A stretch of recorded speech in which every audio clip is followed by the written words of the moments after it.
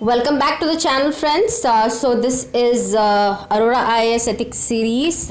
The lecture series would start today with contribution of philosophers and thinkers, which is also the Unit-5 portion.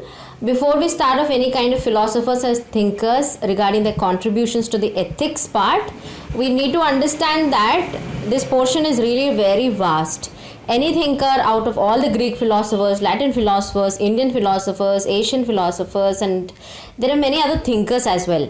So understanding each one of them would take like ages and ages together. So I just tried to bring in one PDF all the kinds of different philosophers and thinkers through their teachings and contributions to the ethics portion. You might add some of your portions if you have philosophy as your optional, and friends among you people who have sociology or as per se the humanistic approaches in the psychology portions, with as well as the geography optional syllabus. If you find some people friends among your group, and you can add even thinkers from that portion who have contributed something to this ethics portion. Okay, so it's an ever changing topic. This has no limited syllabus as such. That is why the PDF would contain the most important and relevant portions which might be asked in the examinations, because the kind of questions from this portion is so dynamic. Okay, keeping that in the mind, let's start the series with this session with the contributions of philosophers and thinkers. First one is a John Stuart Mill. His value and utility, I am not going through this the way he has led his life and what kind of things he has come across based on which the contribution of ethics have been from their lives. I'm not focusing on that. I'm just focusing on the principles through their theories, what they have told us regarding values, morality, freedoms, choices, and many other things in a pointer format. So the first thing of John Stuart Mill goes through the theory of value and utility. He believes in utilitarianism by saying that it's the theory of the life, because it's the basic foundation of morals, and that is desirable. The most important value that is most desirable in any utility of the life is pleasure. So more valuable pleasures that employ higher faculties by making the human being dissatisfied rather than an animal satisfied. So he says that it is better to be a Socrates dissatisfied than a fool satisfied. So the meaning of a life is nothing but to behave as a better human being. And the relevance of these thinkers in present day times is very important to interlink the today's aspects with the thinker's contribution. So how better you can be a human being in nowadays, because the materialism has been increasing, the rat race has been increasing towards the technological developments, as well as the deteriorating family value systems. That is where you have to interlink each of the portions, right? The next one John Stuart Mill has said is about freedom of will. He says that human actions will be necessarily from their previous experiences and conditions, and based on the psychological cognitive processes. So humans are always free in a relevant sense. He also says that determinism is no way excluding the possibility a man can influence any character. So the ability of one to influence his own character is by a free will, and the actions by one person in the prevailing circumstances will be based on some habits as well as convictions and motives of an individual. And you also have to have the desire to change inside you, within you. That is where the innovation or the change of personality comes from. He also propagates his ideas through the doctrine of free will, where he says that you are the one character within yourself that can influence its formation of attitude and behavioral changes. On morality grounds, he says that system of social rules. He says that morality, prudence, and aesthetics are the three departments of the art of the life. What's prudence and all that we have already dealt in the previous series, as well as in the coming up another series which says foundational values for civil servants by Aristotle and Socrates and Plato. We have already we are going to discuss, in fact, and if you have not seen the video, please go and check out the video for the actual definitions of these terminologies. Then John Stuart Mill also says that morality is a social practice. It is not as self-determination by the reason. It is a social practice. Your society around you, the kind of socialization around you brings in the kind of morality which is imbibed in you. That is the actual definition of morality itself, which he is emphasizing on. He says that moral obligations are justified part on the moral code of the society. So obligations based on your societal norms is an obligation towards your conduct of morality. And then Immanuel Kant, we also saw him in the deontological ethics, the approaches of ethics portion. So his view on ethics is like, we are guided by rationality. Free human beings will obviously have a reasonable structure of cognitive processes based on which the decisions are made, and according to Kant, he says that we should not act in an inconsistent way. If you have a duty or devotion towards your workplace environment, then you will have a consistent behavior. That is why he says we shouldn't have inconsistency in the will. Then treat another person as an end, not as a means. Every time, even now, we always see that what kind of quid pro quo. Everywhere we see that. If I make a friend in this PG or in this area, he should be able to help me in the mains. He should be able to help me in the prelims preparation. So this is what the kind of thing which Immanuel Kant is emphasizing, that treat that person as an end for a long-term friendship, for a better relationship with that person, rather than as a means of satisfying your greeds. And then nothing can possibly be conceived which can be also called good without qualification, except goodwill. Goodwill is a very important thing. That is an important value in ethical concept in international relationships also. The goodwill, for example, the kind of goodwill we have with Nepal and Bhutan especially, or with Tibet or Myanmar or Bangladesh itself. So that is where the goodwill concept can be applied in today's times. And views on reason and freedom. Freedom, he says that freedom plays a very central role for moral judgments. Okay, freedom is an idea of reason which is having a pragmatism in it. It's very practical and as well as realistic. Without the assumption of freedom, reason cannot act. So without freedom, you cannot have a reasonable presuppositions to any of the conditions. Then the Kant also connects morality with freedom too. He says that to be free, one has to be moral, one has to be practical, one has to be reasonable to act only when freedom or free will is given to the person. And he finally states in this aspect that idea of spontaneity that can only start from within, and this itself will create an idea. And on duality of human situation, he says that we need rules of conduct. So this aspect you can even write it in your answers, and the probity in governance portion as well as ethics in public administration, that Kant through his deontological approach, he has emphasized on the code of conduct. Need of principle and how should we act is code of conduct. That is what the actual definition of conduct is. And we also must exercise our own will and reason.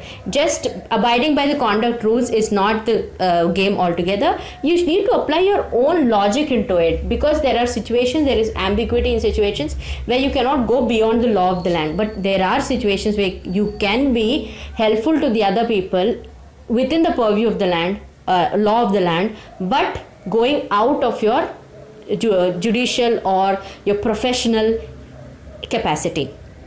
Then the Rousseau is another important thinker, in fact a philosopher too. He has been instrumental in giving some great ideas that we have been incorporating. We have already incorporated into the constitution as well.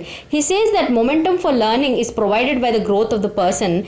What an educator needs to do is facilitate the opportunities for the learning. Educator is something like your teaching institutions or educational institutions, like your parents, the family, society, as well as the religious institutions. The importance of developing the ideas is that to make the sense in the world, and then people must be encouraged to reason through their own conclusions. From their own conclusions derive.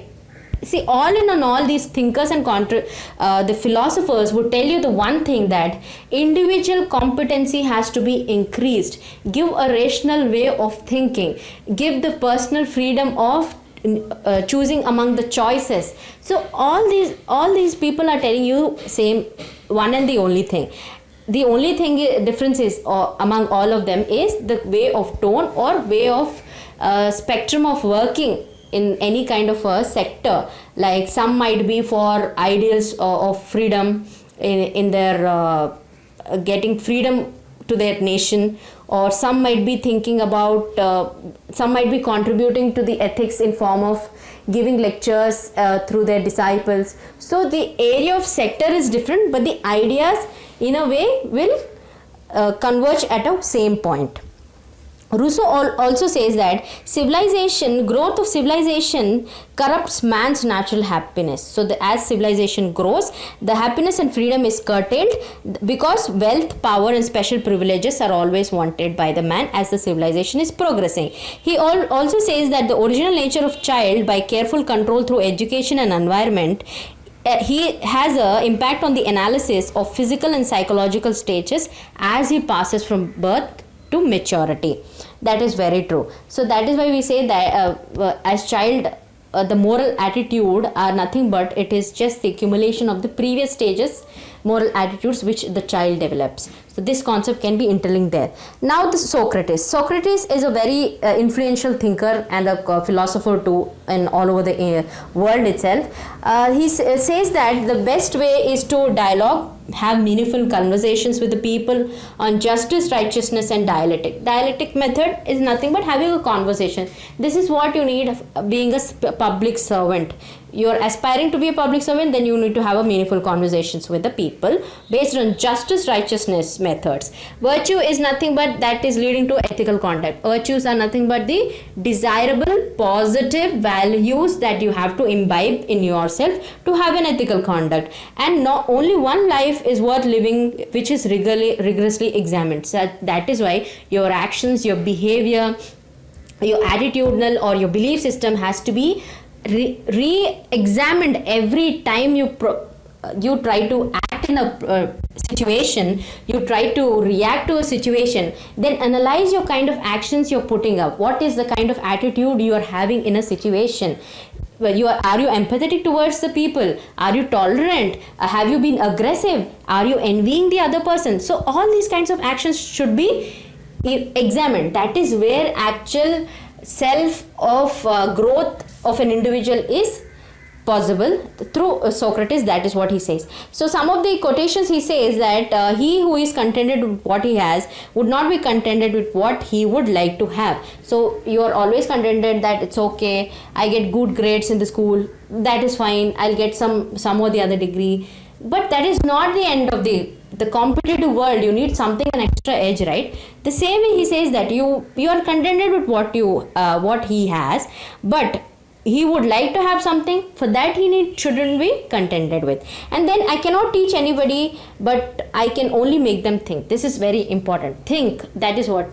Think, learn, and then only perform your activities with a greater efficiency. And be kind to everyone you meet fighting a hard battle. Know thyself, like examine yourself, and to be is to do. So what you propose and what you do has to be in congruence. And then Raja Rammohun Roy from the Indian aspect is another philosopher who has tried to bring in the social equality of human race, women empowerment and scientific thinking are the values he believes in. Through charity, he says that morality, benevolence, virtue, strengthening the bonds between people, men of all religions, that is what he believes in. And he is against the ignorance, oppression and iniquitous treatment to the women. So he wants to curb the corrupt practices, he fought the abuses, equality of sexes, he tried to bring about changes. So these are some of the contributions from the Raja Rammohun Roy side. Just to break the monotony, I have just included some Indian philosophers in between. And we have also discussed some lessons from the great leaders, administrators and reformers in the first chapter of first unit, in fact, ethics and human interface. So you can also just go and look at the video. Next comes John Locke. John Locke is another kind of, you can say, you often hear his name in administrative ethics also. So he says that direct awareness of the facts is concerning about agreement or disagreement among your ideas. So having an awareness about what's what's the idea, what are the facts, or what are the situation around you is important. He's obliged to obtain knowledge and not only acquire the beliefs by accepting the word of authorities. So he says that moral obligations are like divine commands. So devotion to duty is what he says.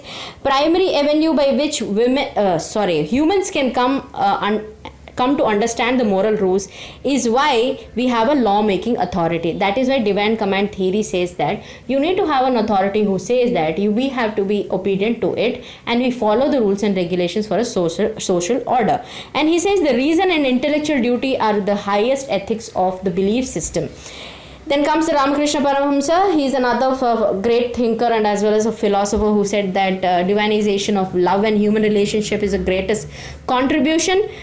He engulfed every ancient and modern ideas into experiences that will have an impact on the normal modern life. It will make an easier normal modern life, accepting the modernity, accepting the changes in the society, as well as giving importance to your own culture.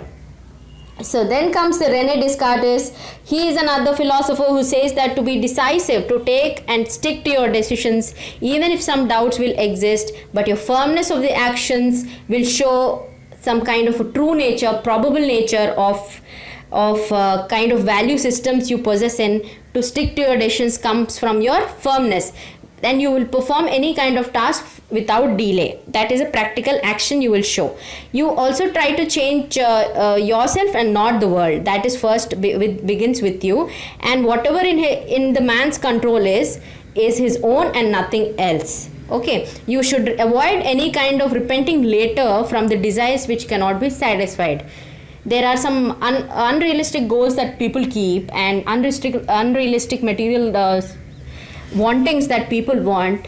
So unless you are just going away from it, until then there is nothing that can actually avoid the regret kind of a feeling, guilt kind of a feeling. So he always also says that a provisional moral code is to live by. So the moral code of conduct is what he wants. And to sum up, we have to say that you have to obey the rules and customs of your country. The religion also, never take any extreme opinion, take a middle path. This person is a very not that famous, in fact, because in ethics or in any other kind of, probably only in his study area he is that famous, but the kind of philosophy contribution he has given is tremendous. You can just use it. You have to obey the rules and customs of your country, even religion, and don't take an extreme opinion step. This can be utilized for the ISIS, extremist terrorism, as well as Naxalites, left-wing extremism in the country as well.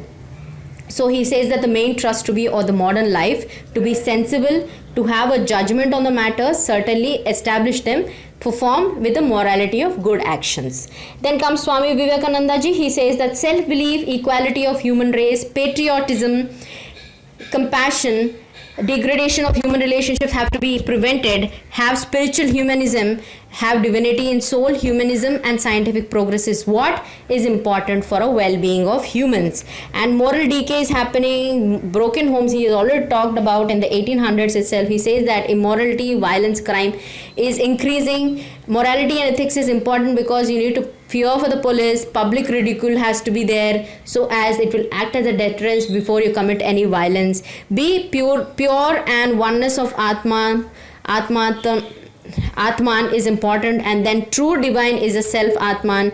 Be divine, have the relieved true foundations of cultural unity of India to the world he has showed. That is where you have to understand that being modern doesn't mean you demean your own cultural values. And then he opened the minds of the Indians to do their duty towards this compassion, being compassionate towards the downtrodden of the masses, which is also a foundational value for the civil servants.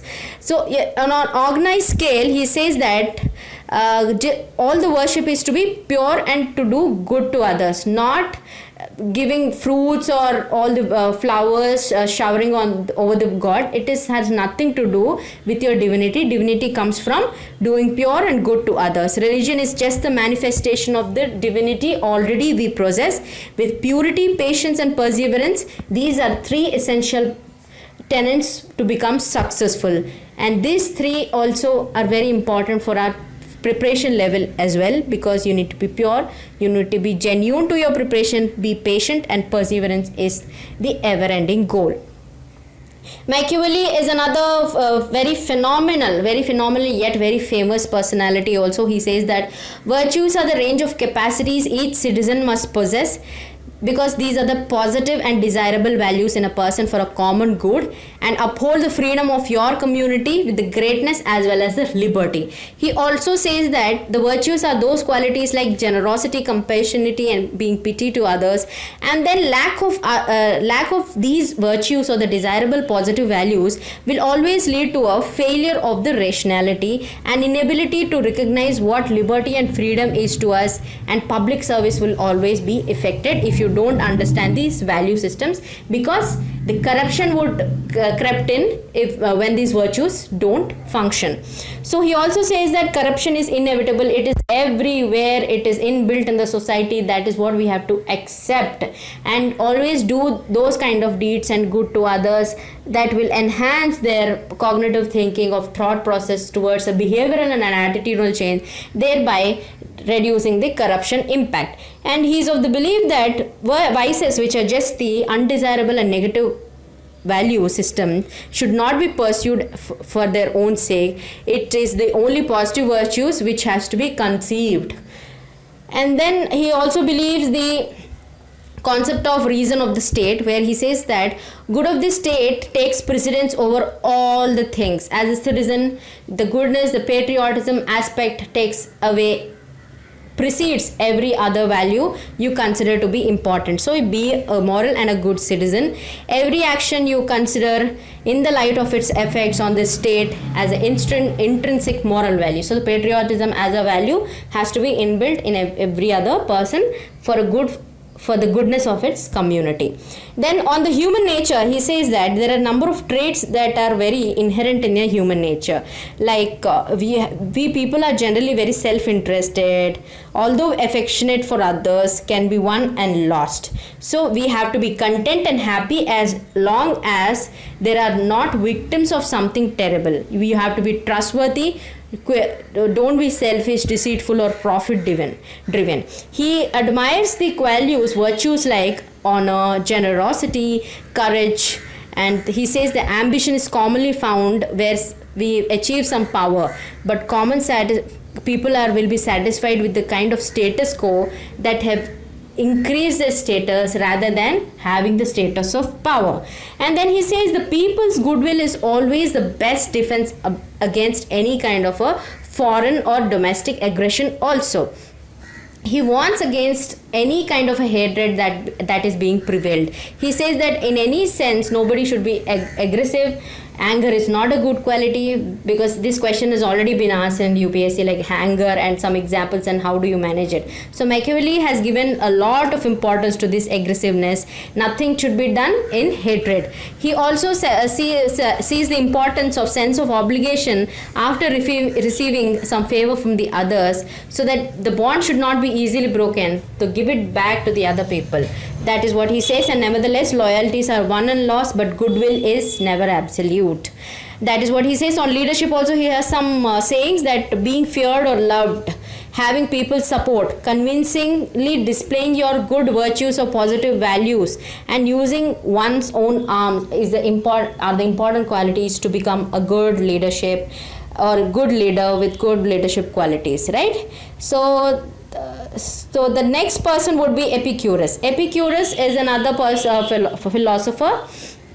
He has a brilliant setup of ideas towards the ethics, that pleasure is the end of the life. By pleasure he meant the lack of pain. He says that freedom of the body from the pain and soul from confusion. Confusion is that kind of a pain that is coming, and that pleasure comes only when you follow some kinds of a serenity of the soul or health of the body. That pleasure he is asking you through what? It's not like you have to gain all the material wealth or all the confusion or the kind of violence that is going on in the society. He says that avoid pleasure which are extreme and take only those that can be actually borne by you. He says the highest pleasures are nothing but intellectual and being aesthetic. being very normal, very intellectual, good with your thoughts. And he says the lower pleasures are those with the pleasures like food, drink, and other things, right? So the David Hume is another person, very phenomenal person through his works also. He says that moral distinctions are derived from pleasure and pain and not from the reason, but we should be going through the reasons as well. He differentiates between the artificial and natural vices. Virtues of artificial nature are depending upon the social structures like modesty, doing the duties to your sovereign states, respecting the boundaries of your states, protecting the ambassadors and all. Whereas natural virtues on other hand, he says that comes from the nature itself, like the generosity, gratitude, friendship, charity, clemency, equity, courage, pride, modesty. So that and finally he says that direct passion is something like hope, fear, desire, joy, and indirect passion is like pride, shame, love, and hatred. So this is a theory of mind. He just classified the virtues individually. So that even gives you a 20 or 50 word answer for any kind of values you want to write any answer on based on any of the values. Or whenever there is a question explicitly asked about a value like fear or hope, you can always quote him in your answers. So some of the quotations I've just mentioned because it might help you in the answer writing as well, and there are like for essay purpose you can just use it up. So for the answer writing question in this session, it will be an open-ended. I'm telling you, this is a very vast and dynamic chapter itself. So anything from anywhere comes. You need to have the basic idea like what Rousseau or John Locke, people, all these contemporaries have been saying the same thing, all in all, nearly same. So write a question regarding this in the comment box below.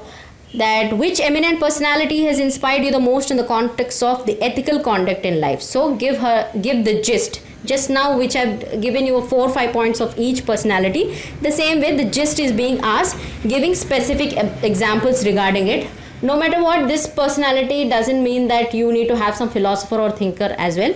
You can also have a normal person around you who has been influential enough for ethical conduct in life. And then the second portion here itself is in the question you can write is describe how you have been able to apply these teachings for your own ethical development.